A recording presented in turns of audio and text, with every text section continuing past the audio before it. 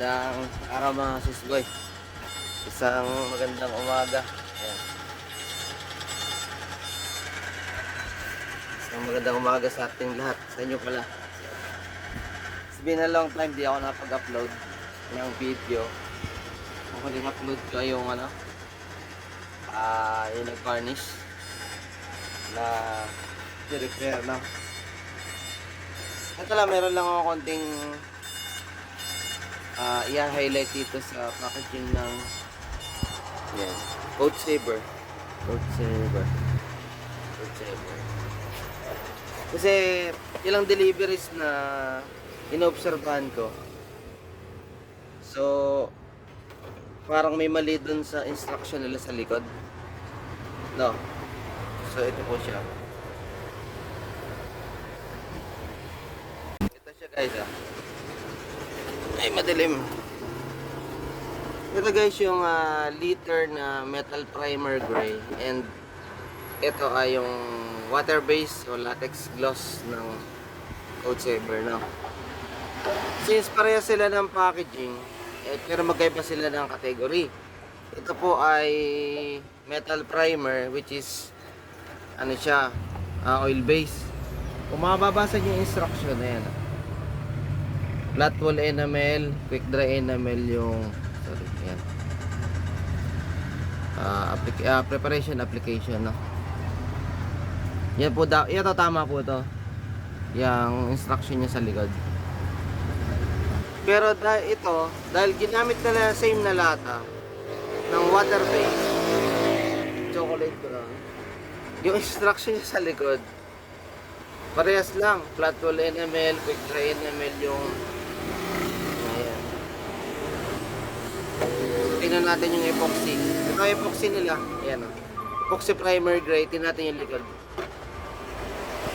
So, ayan. Tama po to. Tama din yung instruction niya, no? Ayan, nakalagay sa likod. Ayan.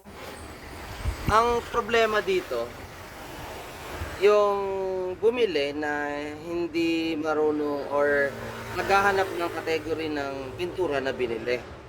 No, anong klaseng chemical, anong instruction. May pagkakamali sila sa instruction, no? So sana may magtag nito sa Davis, no? Yung gumawa ng Coach Saver na to. Davis paint. Actually gawan Davis yan eh. Ito yan, no? Yan, yun ang address nila. Coach Saver. So sana merong mag-highlight sa kanila at mag-tag nito. Make sure naman na pag ginawa nyo pag pinalitan nyo ng water base, make sure na yung liquid is na-check nyo din, ano po. Kasi nga magkakaroon tayo ng wrong information dun sa instruction ng pintura. So which is maling category siya. Metal primer, which is oil base. Ito namang isa is water base, no? So magkaiba talaga siya. So please guys, paki-tag na lang o paki-share dun sa taga Davis na paki-double check nila itong itong meron namang production number dito, production date na nakasama sa video. So kindly kindly inform na paki-check yung instruction sa likod kung magpalit. Feeling ko pinalitan nila ng tag dito lang sticker pinalitan, which is para makatipid, yes, pero mayroong kayong maling information na binibigay sa mga tao, sa mga gumagawa. Ano po? Yun lang, i-highlight ko lang ng konti. Kasi ilang deliveries na yung na-observe ko, laging mali instruction nila.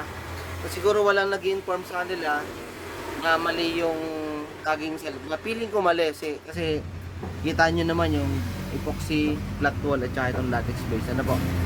Kasi papakita ko yung sample ng water base na ganito dapat yung nila. Ito guys, tingnan lang kung kita nyo. Ayan, dapat sa water base ganito dapat ang instruction nila. Yan, ganyan. Hindi ko na masyadong i-elaborate pero sobrang layo dun sa instruction nila, ano po. Which is yung category nitong water base na to, na water base at saka ito, isa lang siya. Yan, napupal may bumili. Ayan, which is pares lang sila ng category nito guys. Water base na to. Ayan. Somewhere lang dyan yung instruction dapat niya. Ayan. Yun lang po. Yun lang i-share ko. So, sana may mag-share nito dun sa taga Davis para mai-correct yung information dun sa instruction dun sa likod. Ano po?